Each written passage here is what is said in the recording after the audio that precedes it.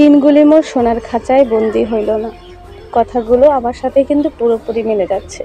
প্রথমেই যার কোলে আমার মেয়েকে দেখতে পারলেন সেটি হচ্ছে আমার হাই স্কুলের হেড টিচার। আমার দেখা ভালো মানুষের মধ্যে তিনি একজন। কার সাথে কেমন জানি না, কিন্তু আমার কাছে তিনি অনেক ভালো মানুষ। আমার school, college, high school, primary school সব জায়গার টিচারেরা অনেক ভালো ছিল, অনেক ভালোবাসতো। প্রায় ধরতে গেলে 5-6 বছর পর স্কুলে গেলাম একটা জরুরি কাজে। এটা হচ্ছে আমাদের প্রাইমারি স্কুলটা, অনেক সুন্দর, কিন্তু আমরা পড়ার সময় কিন্তু এরকম ছিল না। এটা পরবর্তীতে এই ক্লাসরুমটা তোলা হয়েছে। আমার ছেলে হাতে ময়লা লাগিয়েছিল, এর জন্য আমার আম্মু ওখানে নিয়ে ওর হাতটা ধুয়ে দিচ্ছে। এখন আমরা চলে যাব হাই স্কুলে। হাই স্কুল আর প্রাইমারি স্কুল একসাথেই, একই মাঠ। দেখেন কত বড় একটা মাঠ। তো গিয়েছিলাম একটা দরকারি কাগজ আনতে আমার ছোট বোনের সার্টিফিকেট আনার জন্য। এখন চলে যাচ্ছি।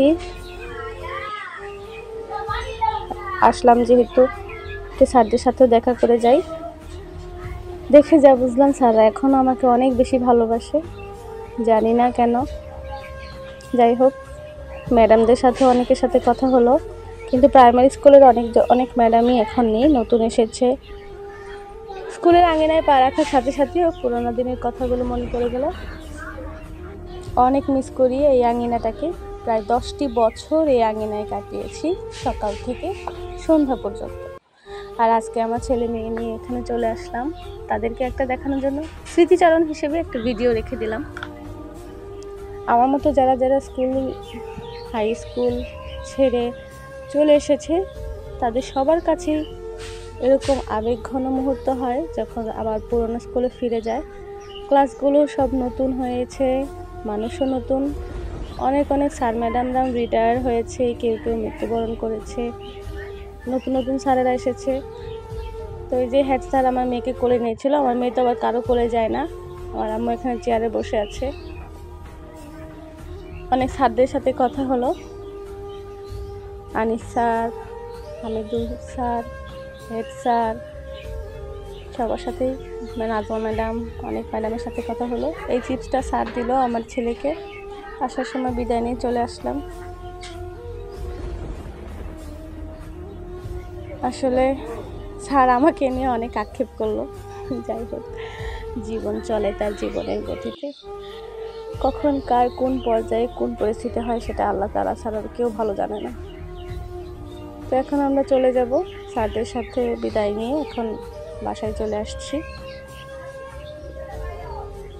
স্যারদের অফিস রুমটাও অনেকটাই পাল্টে গেছে। আমি কিন্তু এই হাই স্কুলেও প্রায় 3 মাসের মতো শিক্ষকতা করেছি। শিক্ষকতা বলতে ভুল হবে, স্যার আমার এসএসসি পরীক্ষার পর রিকোয়েস্ট করেছিল কয়েকদিন ক্লাস নেওয়ার জন্য, ছোট ক্লাসে, ক্লাস 10-এ, 9, 10, 6, 7 এরকম। আমি 3 মাসের মতো ক্লাস নিয়েছিলাম। যাই হোক, সেটাও আমার একটা গুড মেমোরি। ক্লাসরুমগুলো অনেক সুন্দর রং করা হয়েছে, কিন্তু চোখের সামনে আমার সেই পুরানো ক্লাসগুলোই ভাসে।